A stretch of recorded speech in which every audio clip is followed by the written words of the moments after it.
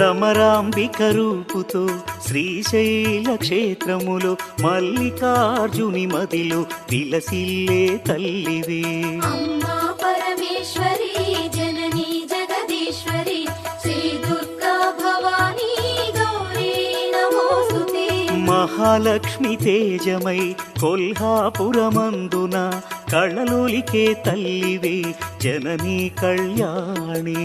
అమ్మా పరమేశ్వరి జననీ జగదీశ్వరి శ్రీ దుర్గా భవానీ గౌరీ నమోస్తుతే. ఏకవేణిగా దేవిగా మహుర్యాం నందున ఆశ్రితులను ఆదరించు అమ్మవు నీవేలే.